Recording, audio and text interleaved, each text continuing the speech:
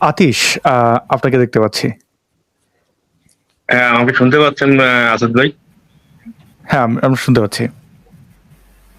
আচ্ছা, আমি আসাদ ভাই, মাসুদ ভাই এবং ইমরান বশির ভাই তিনজনের কাছে একটা প্রশ্ন রাখতে চাচ্ছি। আসলে এবং আমার ধারণা যে আপনারা তিনজন মোটামুটি তিন প্রজন্মের। কারণ মাসুদ ভাইয়ের বয়স মনে হয় অনেকটা আমার মতোই। হুম হুম হুম তো আমার মূলত প্রশ্ন হচ্ছে যেটা, যে আমরা সবাই বাংলাদেশি এবং আমি একজন হিন্দু ধর্মাবলম্বী। আমি ছোটবেলা থেকেই যেহেতু মুসলিম অধ্যুষিত হচ্ছে বাংলাদেশ, তো আমার বেশিরভাগ বন্ধু বান্ধব হচ্ছে মুসলমান। তো আমি আপনাদের একটা ঘটনার মাধ্যমে আমার প্রশ্নটা করতে যাচ্ছি। এটা হচ্ছে যে আমার বাবার চাকরির সুবাদে আমি বাংলাদেশের বিভিন্ন জায়গায় ঘুরেছি। তো ম্যাক্সিমাম সময় থাকতে হতো হচ্ছে আমাদের আহ, বাবার সরকারি কোয়ার্টারে, ওইখানে অন্যান্য স্টাফ থাকতো। তো বাইদা ভাই, একবার ছুটিতে আমরা ফ্যামিলির সবাই হচ্ছে আমাদের গ্রামের বাড়িতে গেছি। ওই সময় আমার বাবা তার একজন স্টাফের কাছে আমাদের বাড়ি চাবি রেখে গেছে। তো উনি হচ্ছে মুসলমান। আমি তাকে বড় ভাইয়ের মতো দেখতাম। তিনিও আমার বাবা আমার সবাইকে খুব সম্মান করতো। তো ওই ওই বড় ভাই তিনি নিয়মিত নামাজ পড়তেন, রোজা রাখতেন এবং উম খুব ভালোভাবে ইসলাম ধর্ম পালন করতেন। আমরা যে কয়দিন বাড়িতে ছিলাম না, উনি প্রতিদিন আমাদের বাড়িঘর খেয়াল রাখতেন এবং প্রতিটা দিন আমার মা যেরকম সন্ধ্যাবেলায় আমাদের দেবতার পূজা করতেন বা সন্ধ্যা দিতেন, উনি প্রতিটা দিন ওই নিয়মটা পালন করছেন এবং উনি ওনার ধর্ম পালন করছেন। এই যে যে একটা মনুষ্যত্ব বোধ, এবং আমি যতটা আর কি দেখেছি যে বর্তমান সময় থেকে আগের সময়টাতে এখন যে ধর্ম নিয়ে যে বাড়াবাড়ি বাংলাদেশে, এটা ছিল না। এবং ওই ভদ্রলোক কিন্তু এখনো তিনি ইসলাম ধর্ম তার নিয়মিত মানে মন থেকে পালন করেন। এবং তার কথা মনে করলে আপনি মানে আমার এখনো মানে আবেগে কান্না চলে আসে যে তিনি একজন মুসলমান হয়েও আমাকে ছোট ভাই হিসেবে কিভাবে ভালোবাসতেন। তো এই যে যে মনুষ্যত্বটা বোধ, এইটা আজকে বাংলাদেশে নাই। এবং আমি যেটা মনে করি যে আজকের যে প্রজন্ম, এরা সেই 1400 বছর আগে ফিরে যেতে যাচ্ছে, এর কারণটা কি? মানে আপনাদের তিনজনের কাছে আমার প্রশ্ন যে আজকে বাংলাদেশের কেন এই অবস্থা? কেন আজকে আমরা মানে হিন্দু মুসলমান একে অপরকে মারামারি করবো? অনেক এর জন্য ধন্যবাদ। দায়ী এটা কারা? আসলে আমি খুবই মানে আপনার এই প্রশ্নতে আমারও খারাপ লাগছে। মানে সত্যি তো এই ঘটনাটা এরকম কেন? মুফতি ইমরান বিন বশির ভাই এবং মুফতি মাসুদ ভাই, আপনাদের দুজনের কাছ থেকে জানতে যে প্রথমে মুফতি মাসুদ ভাই, আপনি আপনি কি মনে করেন এরকম কেন? আসলে এই যে আমাদের আতিশ ভাই তিনি যুক্ত হয়ে যে কথাগুলো বলেছেন, এটা তো একদমই সত্য কথা এবং আবেগতাড়িত তিনি হয়ে গেছেন। আমারও খারাপ লাগছে। আপনি কি মনে করেন এই বিষয়ে? দেখেন, প্রথম কথা হচ্ছে অতীশ ভাই যে কথাগুলো বললেন, এরকম ভালো মানুষ সমাজে অনেক আছে। সে হিন্দু নাকি মুসলিম নাকি বৌদ্ধ নাকি খ্রিস্টান সেটা আমি বলছি না, এরকম ভালো মানুষ অনেক আছে। এবং অতীশ ভাই যে কথাগুলো বলেন, উনি শেষে বলতে গিয়ে রীতিমতো ইমোশনাল হয়েছেন। আমিও ওনার ইমোশনের পাশাপাশি কিছুটা ইমোশনাল হয়েছি। বিষয় হচ্ছে যে ওই যে ব্যক্তি মানে যার কথা উনি বলছেন, এরকম ভালো মানুষ আসলেই বাংলাদেশে আছে আছে বলেই তো দেশটা এখনো টিকে আছে না। বাংলাদেশে আমরা দেখেছি সরকার পতন হওয়ার পরে হিন্দুদের উপরে যে ঢালাও ভাবে হামলা করার চেষ্টা করেছিল মুসলিমরা, সেখানে হিন্দুরা যেমন নিজেদের বাঁচানোর চেষ্টা করেছে, একই সাথে অনেক মুসলিমরাও কিন্তু হিন্দুদের বাঁচানোর জন্য অনেক চেষ্টা করেছে। 1971 সালের অনেক গল্প আমরা জানি যে অনেক মুসলিমরাই কিন্তু তখন হিন্দুদের প্রাণ বাঁচানোর, মানে কিছু মুসলিমরাও চেষ্টা করেছে প্রাণ বাঁচানোর। এখন এটা কিন্তু ইসলাম না, এটা হচ্ছে মানে ব্যক্তি মানুষ। আপনি দেখবেন, আমি মুহাম্মদের একটা হাদিসকে আমি মোটামুটি সম্মান করি। এই হাদিসটাকে মুহাম্মদ বলেছিলেন যে আন্নাসু মাগাদিনু কা মাগাদিনিজ যাহাবি ওয়াল ফিদ্দাহ খিয়ারুহুম ফিল জাহিলিয়াতি খিয়ারুহুম ফিল ইসলাম। মানুষ হচ্ছে এক ধরনের রত্ন, অলংকার। যেমন স্বর্ণরূপার মানুষের মধ্যে অলংকারের মতো গুণ আছে। কোনো মানুষ স্বর্ণের মতো, কোনো মানুষ রূপার মতো। তো মোহাম্মদ বলছিলেন যে জাহিলির যুগেও যে মানুষটা ভালো ছিল, ইসলামে আসার পরেও সে মানুষটা ভালো। এর মানে হচ্ছে এই, ধরেন যে ব্যক্তি, অনেকে আছে কিন্তু বংশগত কারণে কিংবা ছোটকালের শিক্ষার কারণে কিংবা নিজস্ব কোনো অর্জনের কারণে সে কিন্তু আসলে ব্যক্তি মানুষ হিসাবে খুবই চমৎকার। এখন সেই ব্যক্তি পরে আপনার মানে মুসলমান থেকে নাস্তিক হলো নাকি এক ধর্ম থেকে অন্য ধর্ম গেল, সেটা বিষয় না, বিষয় হচ্ছে ব্যক্তি মানুষ হিসেবে সে চমৎকার।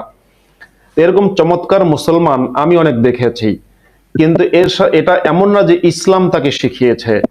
আপনি যদি ইসলাম মানুষকে কি শেখায় সেটা যদি আপনি দেখতে চান, তাহলে আপনি আপনি তাকাবেন হচ্ছে ইসলামে, মানে ইসলামের জন্য যারা নিবেদিত প্রাণ, যেমন ওসামা বিন লাদেন কিংবা আবু বকর আল বাগদাদি কিংবা আলী হাসান গুনবি কিংবা আপনার মিজানুর রহমান আজহারি কিংবা মামুনুল হক, মানে যারা ইসলামিক স্কলার, ইসলাম নিয়ে ব্যাপক পড়াশোনা, এবং সেই মানুষটা হচ্ছে, এবং জাকির নায়েকের মানে সন্ত্রাসী জাকির নায়েকের কথা যদি বলি, এগুলো হচ্ছে ইসলামের উদাহরণ। কিন্তু ব্যক্তিগত পর্যায়ে অনেক মুসলমান ভালো হতে পারে। আমি একটা ছোট্ট কথা বলি এখন, যে ভারতে আমার কিছু বন্ধুরা আমাকে মাঝে মাঝেই যখন আমি দেখা যায় ইসলামের সমালোচনা করেছি, তখন আমাকে বলেছে যে না না মাসুদ ভাই, মুসলমানরা অনেক ভালো হয়, অনেক মুসলমান তো আছে এরকম, মানে আতিশ ভাই যে এরকম ঘটনা বললেন সেরকম ঘটনা অনেক আছে। আমি একটা ছোট রেল ভ্রমণের গল্প বলি, হ্যাঁ, এটা আমাকে খুব স্পর্শ করেছে। এক ব্যক্তি, আমি তখন ট্রেনে কোনো জায়গায় সফর করছিলাম ভারতে, এবার ট্রেনের এক জায়গায় এক ব্যক্তি দেখলাম একটা বাচ্চাকে, শিশু একটা মেয়েকে, 6 বছর না 9 বা 10 বছর বয়স হবে, একটা মেয়েকে কোলে নিয়ে বসে আছে। আমি ভাবলাম এই মেয়েটা মনে হয় তার সন্তান। এবার ট্রেনের আশপাশের যাত্রীদের সাথে আমার আলোচনা হচ্ছে, ওই লোকের সাথেও কথাবার্তা হচ্ছিল, মানে বিভিন্ন প্রসঙ্গে। তা প্রসঙ্গক্রমে ইসলাম প্রসঙ্গ আসলো, বাংলাদেশে হিন্দুদের উপর নির্যাতন এই প্রসঙ্গ আসলো। ওই ব্যক্তি আমাকে বললেন, যার কোলে একটা শিশু বাচ্চা, সেই বাচ্চাটার নাম হচ্ছে গৌরী, আমার তাও মনে আছে, তার বাড়ি হচ্ছে মালদায়, ওই ব্যক্তি মুসলমান, আর যে বাচ্চাটাকে তিনি কোলে রেখেছেন সেই বাচ্চাটা হচ্ছে হিন্দু। তো ওই ব্যক্তি আমাকে বলছেন, ওই বাচ্চার বাবা মা এই লোকের কাছে বাচ্চাকে দিচ্ছে যে তুমি একে বাড়ি নিয়ে যাও, আমাদের একটু কাজ আছে, ডাক্তার দেখাতে এসেছি, তুমি একে, এই ছোট বাচ্চা মানে ধরুন যে 10-11 বছর হতে পারে, তো যাই হোক, এই বাচ্চাটাকে তুমি সাথে করে নিয়ে যাও, একে দিয়ে দিচ্ছে। এখন আমাকে সেই লোক বলল যে আমি হচ্ছি এই যে মেয়েটা, এই মেয়েটার বাবা মা তাদের প্রতিবেশী আমি। তো আমাকে কিন্তু বিষয়টা খুব স্পর্শ করেছে। একজন হিন্দু মেয়েকে, তাও ছোট বাচ্চা মেয়ে, সেই মেয়েটাকে তিনি নিজের সন্তানের মতো করে খুবই যত্ন করে বাড়িতে নিয়ে যাচ্ছেন, এবং তার প্রতিবেশী বলছে যে আমরা একসাথে খাই, একসাথে একই ঘরে থাকি, মানে খুবই হৃদ্যতাপূর্ণ সম্পর্ক, আমাদের মধ্যে কোনো ধর্মীয় হিংসা বিবাদ এগুলো নেই। তো এই ধরনের, মানে যারা ধর্মীয় কারণে মানুষকে ঘৃণা না করে তাদেরকে আমি তো অবশ্যই অ্যাপ্রিসিয়েট করি, কিন্তু এটা ইসলামের শিক্ষা না, এটা হচ্ছে ওই ব্যক্তিটা ভালো। আমি আরেকজনের কথা বলতে পারি, মাসুদ ভাই একটু যুক্ত করতে চাই এখানে, আপনার আরেকজনের কথায় যাচ্ছি। পশ্চিম বাংলায় যেহেতু হিন্দুদের সংখ্যা বেশি, হিন্দুদের মধ্যে মুসলমানরা সংখ্যা কম, তাই তারা আসলে ভালো বেশ কিছু জিনিস অ্যাডপ্ট করে। আমি কলকাতার আমার অভিজ্ঞতা দেখছি, কলকাতার মুসলমানরা, কিছু মুসলমান আছে উগ্র, কিন্তু বেশিরভাগই আমি এরকম উদার পেয়েছি, এবং এই জন্যই আমি পশ্চিম মানে ভারতের মুসলমানদের নিয়ে কখনোই কোনো সমালোচনা করি না। দেখবেন আমি করি না এই কারণে যে তাদের বেশিরভাগ মানুষকেই মুসলমানদের যাদের সাথে আমার পরিচয় হয়েছে সখানেক হইলেও তাদের বেশিরভাগকে আমি খুব উদার এবং ভালো পাইছি, ভালো মানে মানুষ হিসাবে তারা খুব ভালো। জি। আচ্ছা, আমি যে মসজিদের ইমাম ছিলাম, সেই মসজিদের কমিটির একজন মাদ্রাসা কমিটি, মসজিদ মাদ্রাসা ছিল তো, মাদ্রাসা কমিটির একজন কেশিয়ার ছিলেন, নাম হচ্ছে মোতাহার ভাই। প্রচন্ড ধার্মিক মানুষ, বিশ্বাসী ধার্মিক মানুষ, ইসলাম সম্পর্কে খুব ভালো জানতেন তা না, আমি মানুষ হিসেবে তাকে খুব চমৎকার পেয়েছি। বা এরকম অনেক মুসলমান আছে, আমার আত্মীয়দের মধ্যে অনেক মুসলমান আছে যারা বিশ্বাসী, ধার্মিক, 5 ওয়াক্ত নামাজি, রোজাদার, মানুষ হিসেবে ভালো। এখন আমি গ্যারান্টি দিয়ে বলতে পারি, এই ব্যক্তি মানে যাদের কথা আমি বলছি, এই ব্যক্তি যদি হিন্দু হতো তাও সে ভালো মানুষ হতো, সে নাস্তিক হলেও সে ভালো মানুষ হতো, সে যাই হতো, কিন্তু মানে তার কি কোনো একটা কোয়ালিটি সে অ্যাডপ্ট করেছে, সেটা বংশগত কারণে হোক। যেমন ধরেন, আমি মুফতি ইমরান বিন বশির আমার সামনে আছে, আমি তার সাথে বহুদিন ফোনে বিভিন্ন সময় কথা বলেছি। তা মানুষের সাথে কথা বললে কিন্তু তার যে ইগুলো, মানে তার ভেতরের অনেকক্ষণ কথা বললে কি হয়, ভেতরের অনেক কিছু বেরিয়ে আসে, সে ভালো মানুষ না খারাপ মানুষ এটা বোঝা যায়। ইমরানের সাথে কথা বলে মনে হচ্ছে যে একটা অসম্ভব সুন্দর একটা মন রয়েছে, সেই যে ইমরান চায় পৃথিবীর সকল মানুষের ভালো চায়, এবং এই মানুষের ভালো করতে গিয়ে তার নিজের জীবন বিপন্ন হোক বা না হোক, সেটা সে পরোয়া করে না।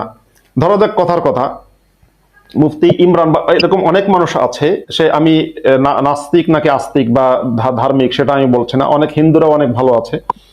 দেখা যায় অনেক সময় অন্য কারো প্রাণ বাঁচাতে গিয়ে নিজের জীবনটাকে স্যাক্রিফাইস করে, এরকমও পাওয়া যায়। অনেক সময় এরকম পাওয়া যায়। পুলিশ কর্মীরা অনেক সময়, বাংলাদেশের এক পুলিশ কর্মীর একটা ভিডিও বা একটা বক্তব্য ভাইরাল হয়েছিল, যে সে একটা শিশু মেয়ে যখন পানিতে পড়ে গেছে, ডুবে মারা যাচ্ছিল, তখন সে পুলিশ কর্মী নিজের জীবন বাজি রেখে, বেশ একটা বিপদ সংকুল অবস্থা, নিজের জীবন বাজি রেখে শিশু মেয়েটাকে উদ্ধার করেছে। তো এরকম এরকম মুসলমান যে আছে নিজের জীবন বাজি রেখে অন্য বাচ্চাদেরকে উদ্ধার করে, সেরকম মুসলমান যেমন আছে, আবার একেভাবে এমন মুসলমানও আছে যে একটা শিশু বাচ্চাকে পাওয়ার পরে সেই বাচ্চাকে ধর্ষণ করে এবং হত্যা করে। তো এটা মানুষের কোয়ালিটি।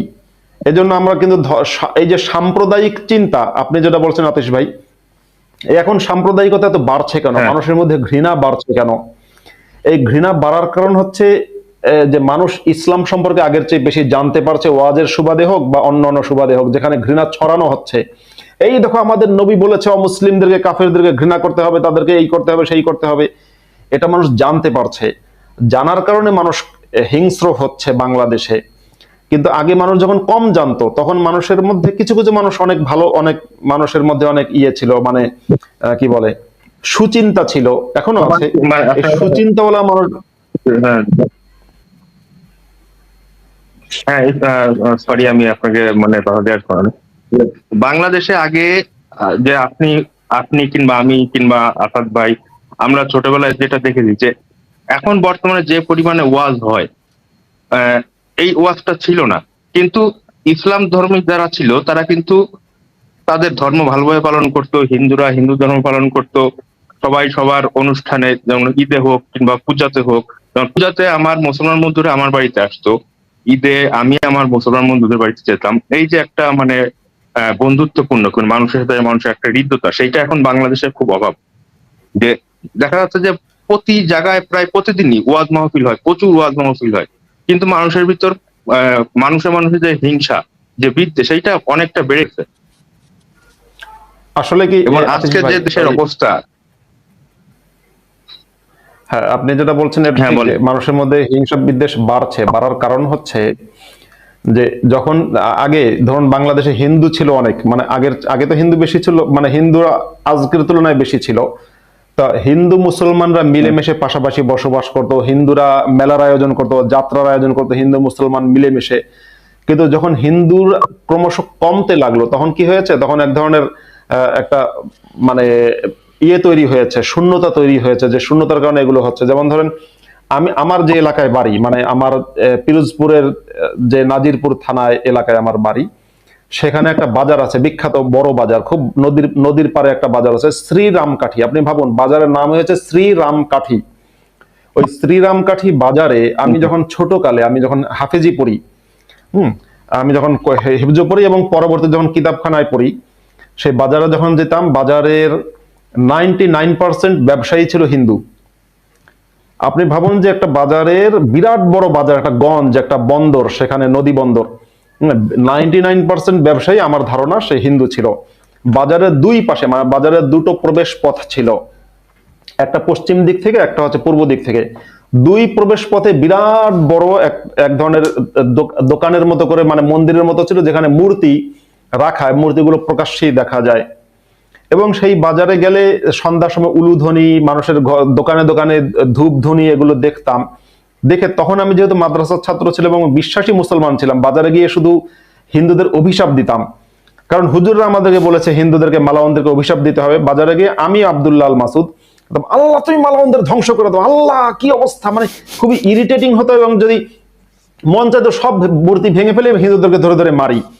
এটা কিন্তু আমার দোষ না, এটা হচ্ছে আমি যে মাদ্রাসায় শিক্ষা পেয়েছি সেই কুশিক্ষার দোষ। এবার আমার বংশের লোকেরা, যেহেতু আমি হচ্ছে আমাদের ওই অঞ্চলের সবচেয়ে বড় লিডিং, মানে আপনার জঙ্গি, রাজাকার, মৌলবাদী, ধর্ষক, খুনি, বলাৎকার, মানে মোল্লা, মৌলবী, মুন্সি, যত জঙ্গি, মোল্লা, মৌলবী, মুন্সি, রাজাকার সব আমার বংশেরই। মানে লিডিং ইসলামিক ফ্যামিলি ওই এলাকার হচ্ছে আমার বংশ। আমার বংশের যে হুজুররা আছে, তারা স্থানীয় রাজনীতিবিদদের সাহায্য নিয়ে বাজারে কি করলো, বানালো মসজিদ। বাজারে একাধিক মসজিদ তৈরি হলো। বাজারের ব্যবসায়ী স্থানীয় হিন্দুদেরকে, আমার বংশের লোকেরা অন্য অন্য স্থানীয় মুসলমানরা মিলে হিন্দুদের উপর অত্যাচার করতে করতে তাদেরকে ভারতমুখী করে দিল, অনেক হিন্দুরা চলে গেল।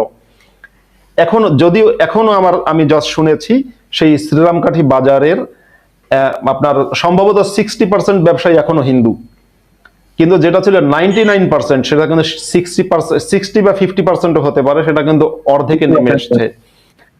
এই কারণে কি হয়েছে, এখন সেখানে ওয়াজ মাহফিল হয়। সেই বাজারে আগে ওয়াজ মাহফিল হতো না, আগে হতো যাত্রা, আগে গানের অনুষ্ঠান হতো, আগে বিভিন্ন রকমের সাংস্কৃতিক অনুষ্ঠান হতো। এখন সেখানে ওয়াজ মাহফিল হচ্ছে। সে সমস্ত ওয়াজ মাহফিলের আয়োজন করছে আমার চাচারা, আমার বংশের লোকেরা, আমার দাদা, আমার চাচা, আমার আত্মীয় স্বজনরাই সেই সমস্ত হুজুর যারা এগুলোর আয়োজন করছে।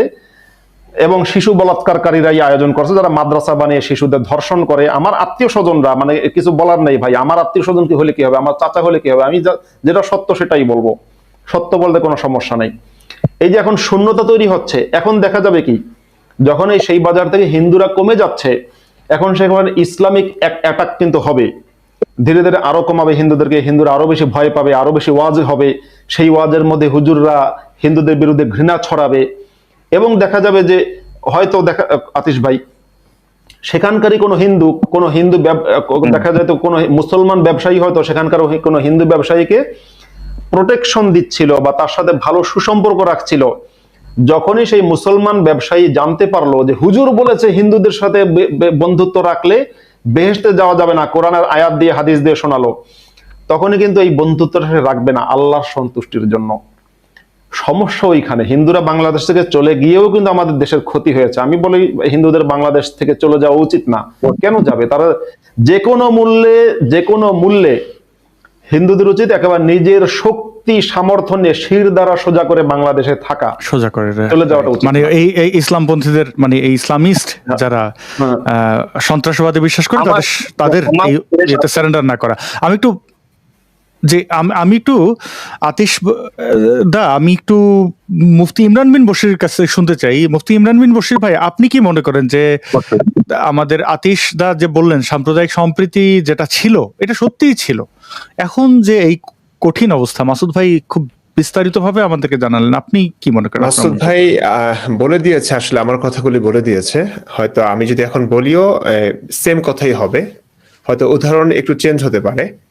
এই ব্যাপারটা আসলে ভাই, আমি প্রথমে বলবো যে হ্যাঁ, একটা সময় সম্প্রীতি ছিল, ভালোবাসা ছিল।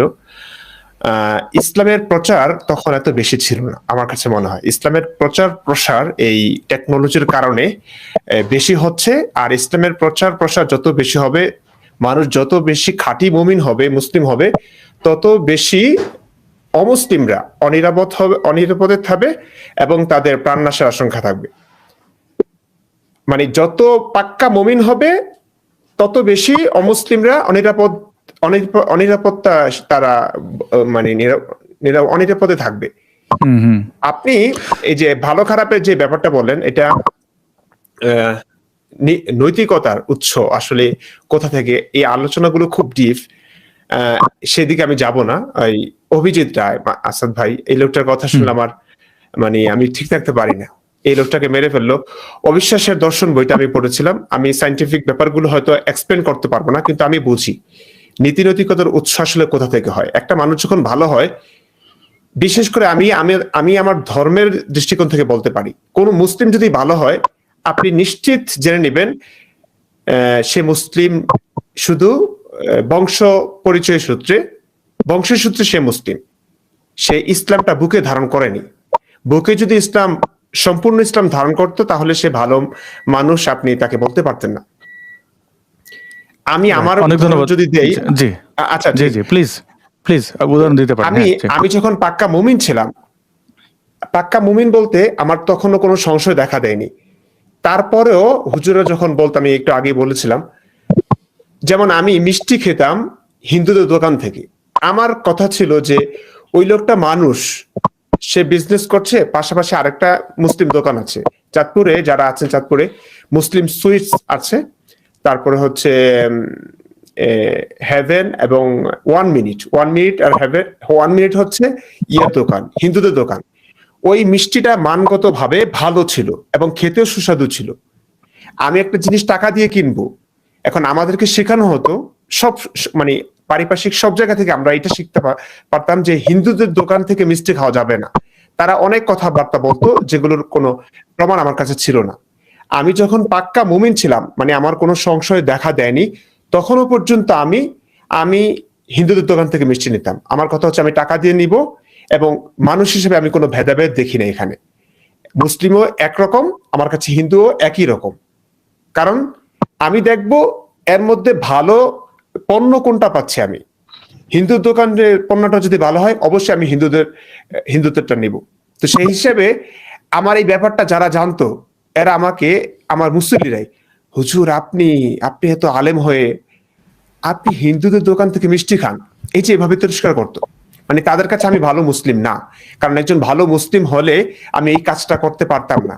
তো আপনি তো মানে সম্প্রীতির কথা বলছেন, এখানে আপনি চিন্তা করেন একজন হিন্দু, তারও তো বিজনেস, এটা সে এত কষ্ট করে একটা বিজনেস দাঁড় করিয়েছে, ভালো জিনিস বিক্রি করছে, অথচ সে শুধু হিন্দু হওয়ার কারণে তার দোকান থেকে নেওয়া যাবে না, এমন একটা শিক্ষা আমাদেরকে দেওয়া হচ্ছে।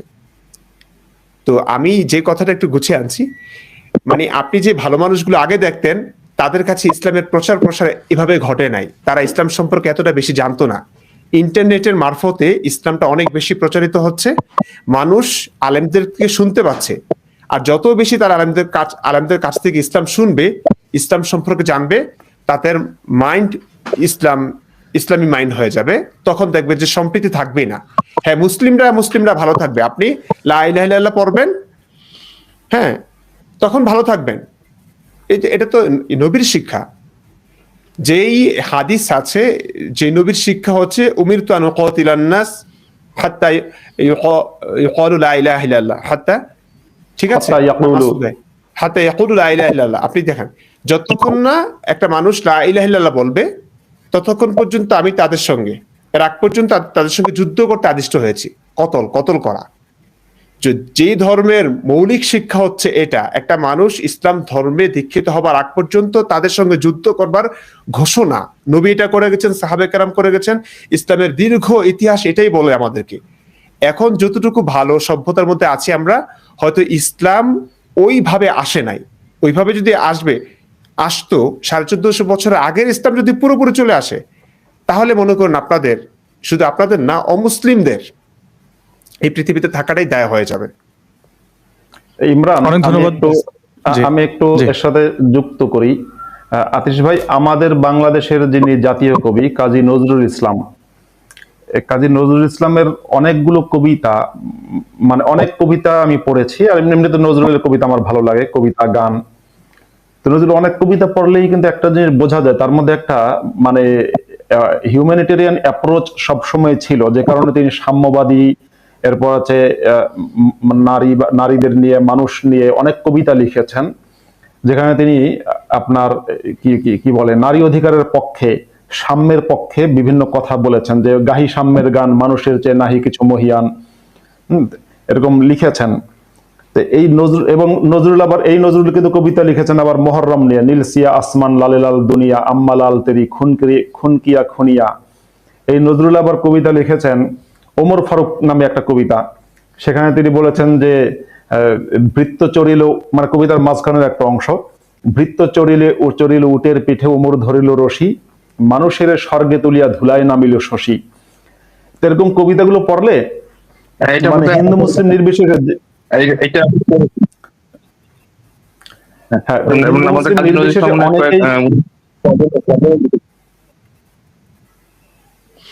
আচ্ছা, আতিশ, আপনাকে খুব একটা ভালো শোনা যাচ্ছে না। আশা করছি যে মাসুদ ভাই এবং মুফতি ইমরান বিন বশির ভাই আপনার যে জিজ্ঞাসা ছিল সেটি যথাযথভাবে আপনাকে জানাতে পেরেছেন। আমি একটু উত্তরটা শেষ করি। হ্যাঁ, কাজী নজরুল ইসলামের কবিতা শুনলে, যেমন তিনি হিন্দি একটা বক্তব্যে বলেছিলেন যে আমি চাই হিন্দু মুসলমানের গালাগালিকে গলাগলিতে রূপান্তর করতে। বিরাট বড় একটা কথা, কিন্তু নজরুল যে ইসলামের প্রশংসা করে যে কবিতাগুলো লিখেছেন, সেখান থেকে একটা জিনিস বোঝা যায়, নিঃসন্দেহে কাজী নজরুল ইসলামের সাহিত্যের সামনে আমি শিশু হওয়ার যোগ্য না। মানে তিনি এত বড় একজন ব্যক্তি, কিন্তু সাথে এটাও বলতে হয় কাজী নজরুল ইসলাম ইসলাম সম্পর্কে খুবই কম জানতেন বলেই হয়তো হঠাৎ কিছু একটা শুনেছেন, আরে ওমর ফারুক এত ভালো কাজ করেছে, এগুলো সহিহ হাদিস দ্বারা কোনোটাই প্রমাণিত না, তাহলে একটা কবিতা লিখি, আহা কি ভালো।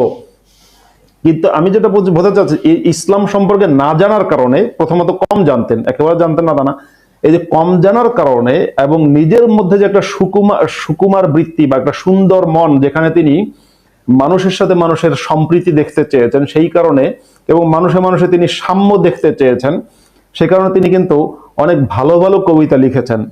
এখন কাজী নজরুল ইসলাম একজন মুসলমান, এখন যদি কেউ কাজী নজরুল ইসলামকে দেখে বলে এই দেখো নজরুল ইসলামই হচ্ছে ইসলামের একটা উদাহরণ, না, কাজী নজরুল ইসলাম, আপনি কবিতার ক্ষেত্রে তাকে আপনি কিং বলতে পারেন, শাহেনশাহ বলতে পারেন, হ্যাঁ, সাহিত্যের ক্ষেত্রে তাকে আপনি গুরু বলতে পারেন।